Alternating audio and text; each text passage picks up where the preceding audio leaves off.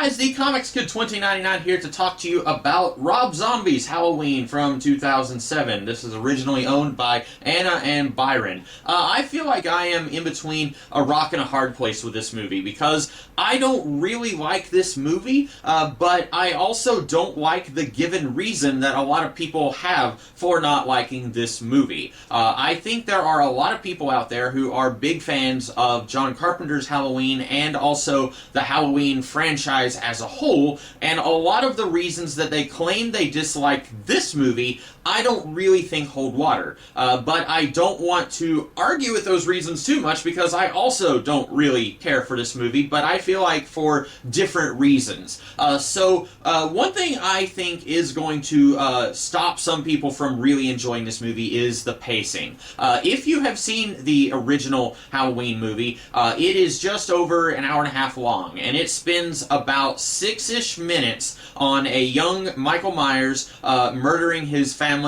sometime in the 1950s. And then it jumps forward, 15, almost 20 years, and then we spend the rest of the movie following young Laurie Strode and her friends, and then we're seeing this creepy guy in the Captain Kirk mask following them around and staring at them, and then we slowly get into the slasher element of the movie. I think that for whatever you say about that movie, it is paced pretty well. The pacing is very ginger as it slowly takes its time getting into the horror aspects of the story. And I think that it works in that regard. Now compare that to this movie. And this is going to be kind of interesting because I was defending the 2011 Fright Night movie for taking the basic elements of the original Fright Night movie and then doing different stuff with it, and I actually liked what that movie did. Now you take this movie, and it is also basically taking the same elements of the first Halloween movie and then just a little bit from the second one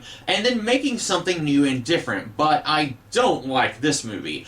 So this movie takes 25 minutes to do what the first Halloween movie was able to do in 6 minutes. It is around the 24-minute mark when young Michael Myers is taken in and arrested for murdering his family. We spend a lot more time showing that his stepdad is awful, his mom is a struggling stripper, his older sister is mean to him, just a whole bunch of awful stuff going on in his life, but also there seems like there's something wrong with him even if you take all of that away. He has a pet rat that he murders. We don't see it happen, but we can kind of put the pieces together that he murdered it, and then there's other stuff going on, like he killed a cat, he killed a coyote, I think, or something, took some pictures of it. At one point, Dr. Loomis in this, played by Malcolm McDowell, he says this was a confluence of inner and external circumstances that created the person that is Michael Myers. I think if you wanted to do a psychological dig into this character, that is something that, in theory, I could have been on board with. A lot of people, their given reason for not liking this movie is that they like Michael Myers to be mysterious. They don't want Michael Myers to have any motivation at all. My problem with that is that that ship had already sailed a long time ago. By the time you get to Halloween 2, we are already getting background information on why Michael Myers is hunting down Laurie Strode specifically. So I don't think that you can get mad at this movie for digging into his background and doing a little bit of origin stuff for him, because we already got that. Over the course of like 6 movies, we got a druid curse that is forcing Michael to hunt down his family, and he has family, and stuff that people complain about with this movie.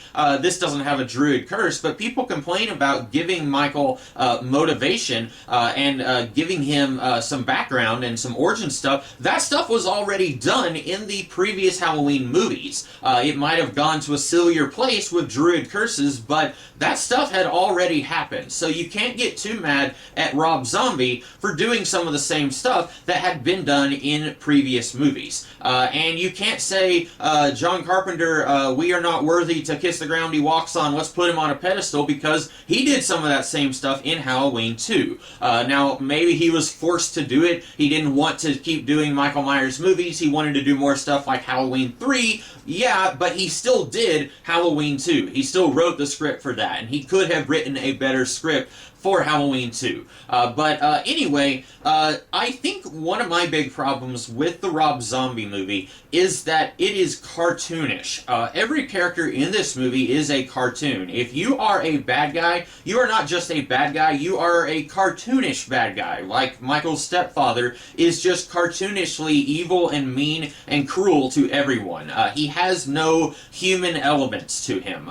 Then you have Laurie Strode's family. They are cartoonishly nice and cute and wholesome, and they're hugging each other, and it feels like Leave It to Beaver, Leave It to Beaver with occasional swear words. It doesn't feel real. None of this feels real. You've got Junie from the Spy Kids movies. He's here.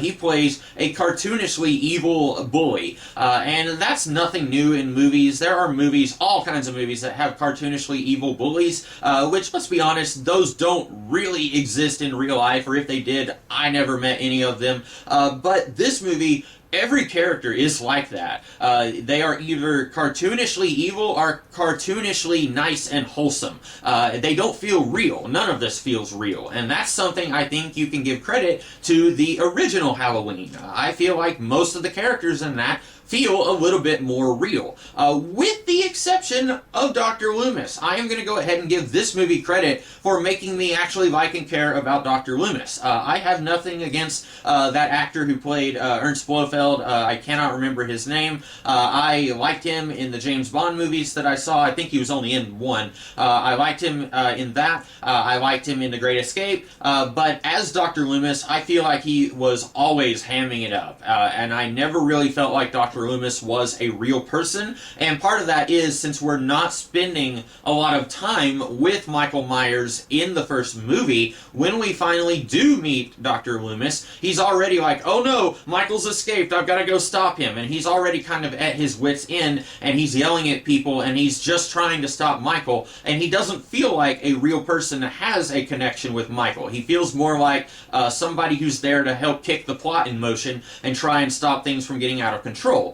In this movie, because it's like almost 40 minutes before we meet Laurie Strode and any of the other characters that you remember from the previous movies, because it is that long, we get to spend a lot more time with Dr. Loomis and Michael Myers. And what I like is this doesn't try to paint Dr. Loomis as an especially noble figure. When he first meets Michael, he turns on this recording device and he says, can you please talk in the recording device? And Michael is like, hey, my name is Michael Myers. He's like, yeah, stop.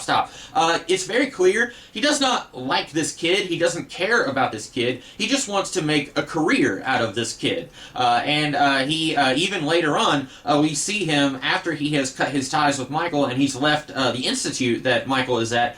He is doing a lecture on Michael Myers. And at one point, Sheriff Brackett, played by that guy who played Chucky, I can't remember his name, he even says, I don't like you. You have bled this town and made a superstar out of this guy who has now come back here and is wanting to kill people.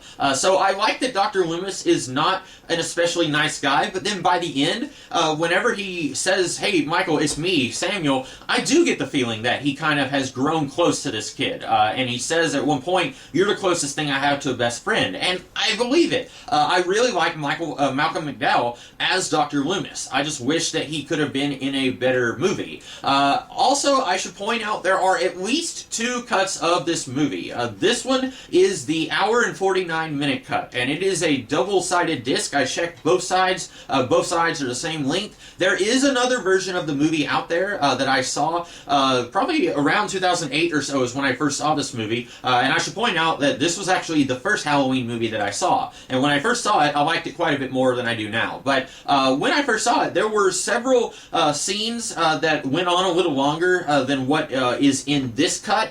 For example, we get an extended version of Michael killing Laurie's adopted dad. In the longer version, Laurie's dad sees him and he's like, oh hey, do you want some candy? And then Michael kills him. There's like a couple of extra lines of dialogue. At one point there's a nurse that Michael kills.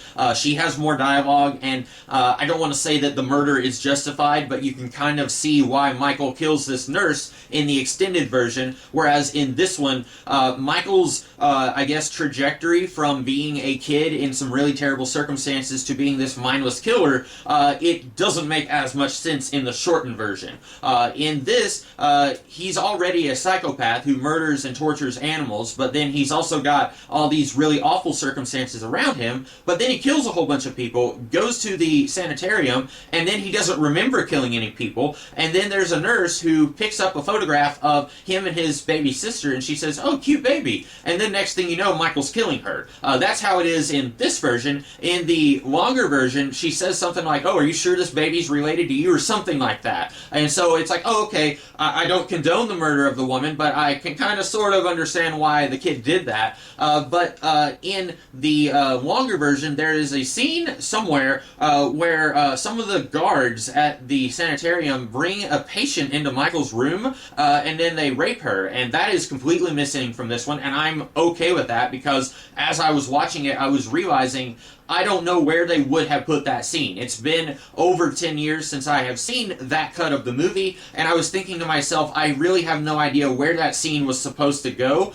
and if you can take that scene out and you don't notice that a scene is missing, then it doesn't serve the movie. There was no point in having a gratuitous rape scene in this movie. It does not further Michael's development into the shape as we come to know him. There was no reason to put that in the movie. So there are two versions of this movie out there. I have the one that is an hour and 49 minutes long, and so I can only imagine if you're watching the longer version that the pacing would feel even more torturous than it does here. This one, it moves at an even more brisk pace, and I still feel like you could have cut a whole bunch of stuff from this. So overall, I don't like this movie as much as I did Once Upon a Time. I think that the idea of remaking the first Halloween movie, not a bad idea in itself. I think if you had a different director, a different screenwriter handle that material, it could have been really interesting. Even if you said, we're going to get someone who is going to delve into the psychology of Michael, I don't think that's a bad idea. I was looking into this movie, and apparently before the idea of a hard reboot was settled on, they were going to do an in-betweenquel that would kind of focus on Michael's early years in the sanitarium. And I don't know how you would do that, because this is a slasher film series, and if Michael is trapped in a building, unless you tell us that he killed like 15 people in the sanitarium before he escapes in the first Halloween movie, I don't know how you would do a slasher film on that unless you wanted this in-betweenquel to be a movie that's more about his psychosis, and he's not killing people. I think people probably would have gotten really bored with that. I don't know. But I think that could have been interesting. And even the people who say Michael Myers should not have any history, should not have any motivation, like I said, that has already come to pass. You cannot undo that now. So you could take this material and at least do something interesting with it. But this feels like this is a cartoon where everyone is 100% evil or 100% nice, or like Laurie's friends, they are 100% all about the sex. That's all they're interested in. And none of these characters feel like real characters with real thoughts and feelings and motivations. And that is why I don't particularly enjoy watching this movie. So those are my thoughts on Rob Zombie's Halloween. I hope you guys liked this video, and I will be back tomorrow with a different video. In the meantime, have a great rest of the day. Catch you later.